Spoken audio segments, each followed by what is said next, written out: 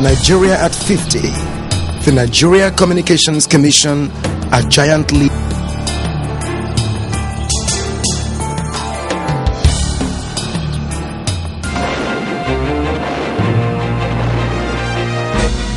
Much progress has been made in the communications industry, but we are still far from our destination.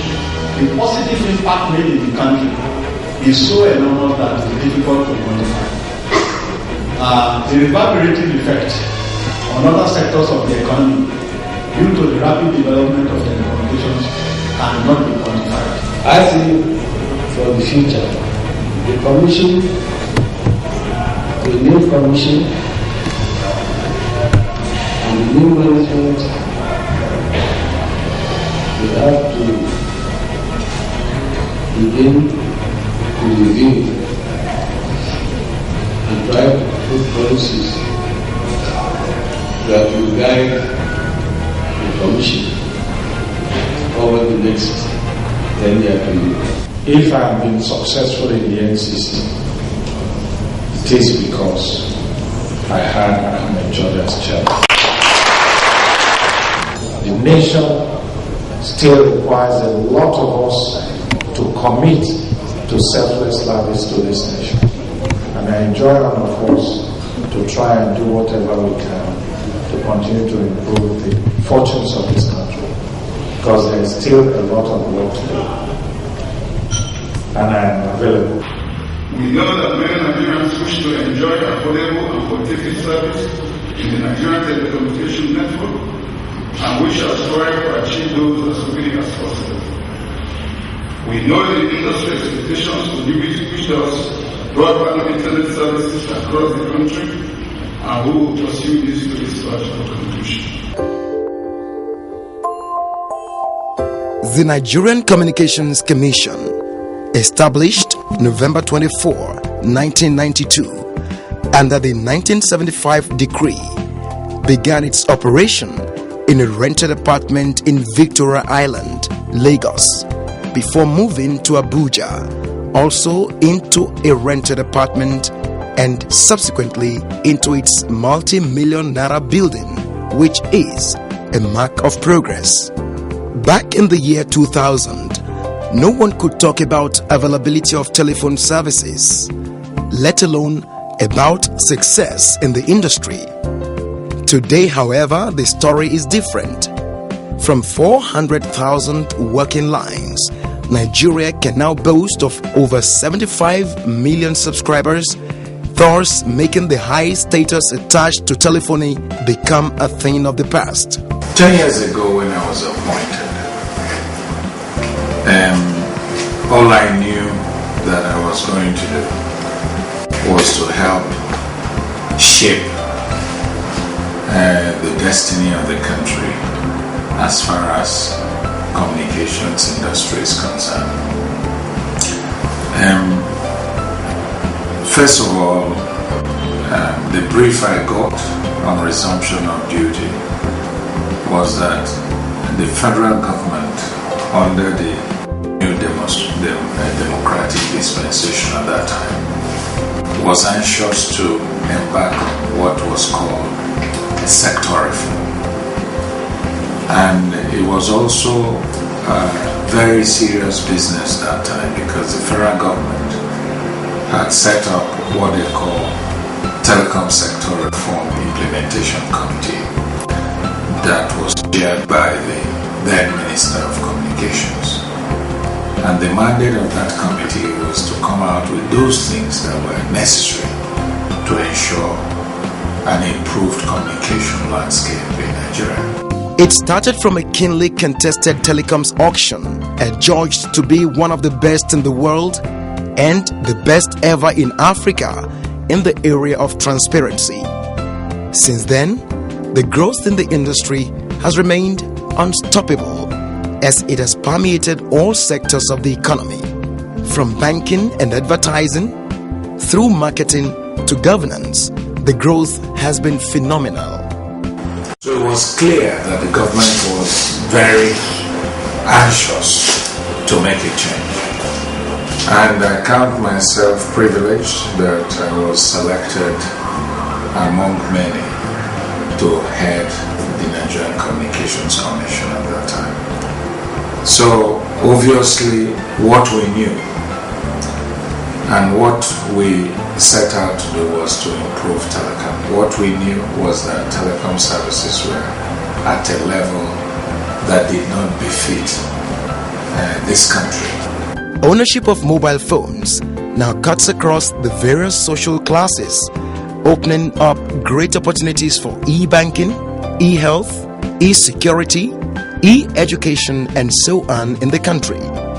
The growth in the telecom sector has resulted in the creation of over 12,000 direct jobs, with hundreds of thousands also informally employed through the sector.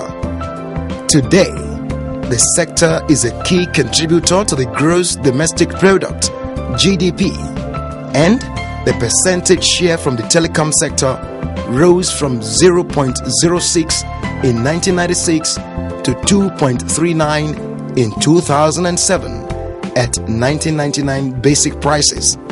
At the rate of network growth, Nigeria has since 2008 become the nation with the largest number of connected lines in Africa, as attested to by Alton President Adebayo Gbenga. I remember in the beginning where we were. The tenor brought telecom to a position of relevance.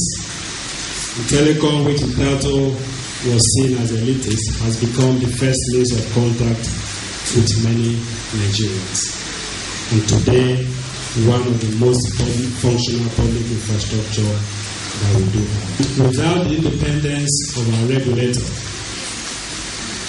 success ahead is very doubtful. We would like to call on government at all levels to ensure the sustenance of the independence of the industry regulator. However, the nation's performance in the area of internet and broadband penetration is not as high as that of telephony, but huge and visible efforts are ongoing at facilitating a more rapid development of Nigeria's data capability by promoting large-scale broadband internet deployment and aggressive fiber optic rollout across the country.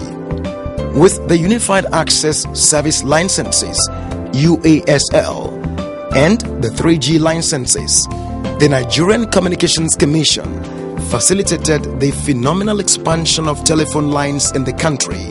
In addition, the NCC licensed several internet service providers, ISPs, and has further encouraged the spread of its access by initiating a licensing regime to simplify authorization processes for the rollout of cybercafes and telecenters. The Nigerian socio-economic landscape has been greatly transformed and has had positive impact on virtually all facets of life in the country. Titi Omoetu is President ATCON. 1999 and now, what we've done is to have opened up the industry. From now on, we expect that we will now begin serious regulation. Yes, we have opened up the industry. We have now made people to see that there is business to do in telecommunications. The telecom boom has resulted in greater usage of internet technology, growth and availability of cybercafes, increased internet provision by ISPs and PTOs, increased communications services such as mobile telephony, email, voice over IP, a digital telephone service that uses the public internet as well as private backbones instead of the traditional telephone network. Government needs to do more in that particular area. One thing that I can easily identify as a cost to that is the fact that when technology is converging, information technology and telecommunications are converging into one unit, its administration in Nigeria has not converged. We have separate administrative entities regulating each aspect of this. So it creates some level of impedance to administration For example, NCC is regulating telecoms. NITDA is managing information technology. MPC is managing broadcasting. Broadcasting, telecoms, information technology are converging.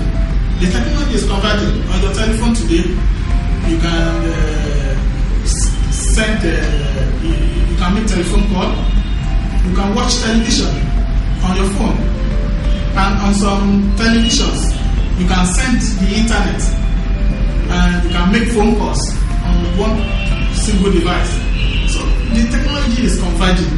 So why are we separating the entities that managing them in the relates to government to put NCC and NTDA under the same ministry and to match NCC and NBC together as a single body? Telecom business is the fastest growing sector in Nigeria. The growth of telecoms in Nigeria has exceeded all estimates and forecasts. Indeed, the question has not been where the demand is, but instead, how to meet the demand. Another landscape achievement of the revolutionary leadership of Engineer Ernest Ndukwe is the setting up of the Digital Bridge Institute, DBI, in 2004 to take care of the need of the ICT industry. Professor Akule is the president of the Digital Bridge Institute, DBI. The DBI was actually set up specifically to train skilled workforce to support the very booming telecommunications industry in Nigeria. They noticed that yes, the telecom industry is booming, but there is not a corresponding human resource support for that industry, and that is why. And the name, you can see, appropriately reflects what we do: Digital Bridge Institute. The idea really is to train people who have already come out of our universities, but who do not have the requisite skills to really work in the telecom industry in a practical way. So we emphasize that specific, we emphasize the practical aspects of training, whether it is in telecommunications, in information technology, or in the emerging multimedia industries. Already in the process with the Nigerian Universities Commission to transform into the Digital Bridge University. That would allow us, in addition to doing the things we are doing, which is industry-focused training for professionals, to also cater to the needs of people who want to acquire degrees. Okay, right now already we are already offering degrees, but in conjunction with two Nigerian universities, the University of Nigeria, Nsukka, and Othman Danfodio University in Sokoto. So people start from DBI, but end up in one of those two universities by mutual agreement, obtaining the degrees of those universities in the area of telecommunications engineering or information technology master's degrees. We also have, as I'm speaking to you, a similar arrangement with a UK-based university, London Metropolitan University. The fact that telecommunication infrastructure remains one of the major issues affecting technology deployment required for growth and development in Nigeria today is not in doubt. There has, however, been massive improvement in infrastructure over the past few years. Nigeria has certainly left the telecom state where there were only a few dial-up email providers and internet service providers, ISPs. In essence, it is the combined activities of Nigeria's telecom providers, GSM, FWA, PTOs, telephony and VSAT operators, and NCC's regulatory efforts that have led to increased competition and availability of a wide range of voice, data, and internet applications and services. The improvement in the telecom situation in Nigeria has made significant impact on all sectors: commerce, social and educational, and even in the rural areas. You solemnly swear that I will be faithful and bear true allegiance With the appointment and the swearing in of the new NCC board, the task before Dr. Eugene Jua, the Executive Vice Chairman, EVC, is how to sustain the growth recorded in the past years and even surpass it. For Dr. Jua, it's time to move to the next level. In the pursuit of our mandate, we pledge to uphold the principles of transparency, due process, accessibility, dialogue, consultations, openness, fairness, firmness, and forthrightness. Your board has the unenviable task of taking the fight to a new level. That new level is one of reduced tariffs by operators, SIM card registration, number portability, and improved quality of service. Nigerians deserve the best. It is about better consumer education and the use of regulatory tools to woo operators to focus attention on the sharing of infrastructure and co-location of services. We and the Commission are concerned about the availability, affordability, efficiency, and deployment via various channels, including DSL, cable, fiber optic, and satellite. I would like to quickly intimate you with some facts about the Nigerian Communication Commission's outreach programs. The Commission established the Consumer Affairs Bureau with a view to giving adequate promotion, protection, information, and education to all the stakeholders in the industry, but importantly, the telecom consumers who should be treated as kings. This is against the backdrop of the fact that without the consumers, there will be no vibrant telecom industry as we have today. The Consumer Affairs Bureau has taken several initiatives by coming up with initiatives that will ensure and guarantee that consumer interests are adequately protected. It is with this in mind that the Consumer Affairs Bureau mandate, encapsulated as PIE mandate, is protection, information, and education to the consumers. One of the initiatives taken to deliver the above mandate is the Commission's outreach programs designed by the Consumer Affairs Bureau to bring awareness to the consumers through an elaborate dissemination of information at different tiers of the society. It may interest you to know that the Commission outreach program is in 3 tiers, as stated below. 1. Telecom Consumer Parliament, TCP. Consumer Outreach Program, COP, and Consumer Town Hall Meeting, CTM. The TCP, Telecom Consumer Parliament, is held at state capitals of the Federation across the 6 geopolitical zones of the country. The Consumer Outreach Program in major urban centers apart from the state capitals and the Consumer Town Hall meetings at the rural communities as also in the 6 geopolitical zones of the country. To date, the Commission has held 57 editions of the Telecom Consumer Parliament, 33 editions of Consumer Outreach Programs, and 3 editions of Consumer Town Hall meetings. You may wish to note that today's event is the 58th edition of our Telecom Consumer Parliament. It is worthy of mention that at Telecom Consumer Parliament events, there is always a discussion session whereby topical issues in the industry are raised and discussed to the benefit of the consumers.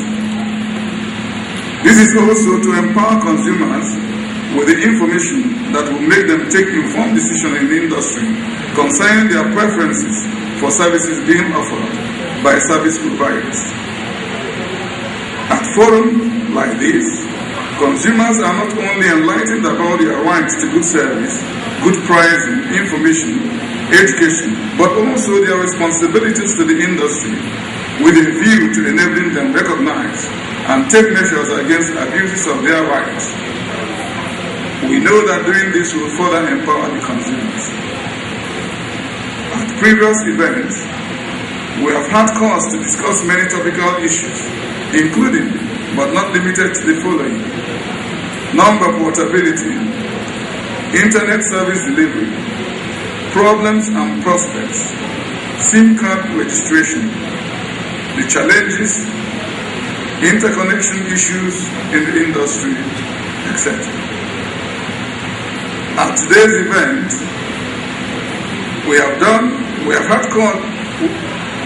to look at another topical issue that is of great importance to all the stakeholders within and without the telecom industry.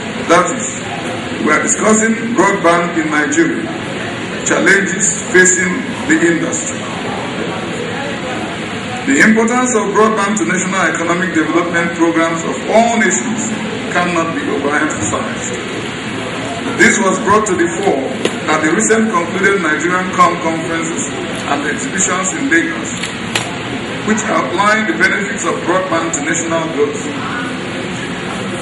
We at the NCC will support the idea that access to broadband should be a basic civil right for every Nigerian, as is being currently canvassed as part of the planned review of the National Telecommunication Policy. We are not also averse to the idea that the government should offer subsidy on broadband deployment because of its implications for economic development.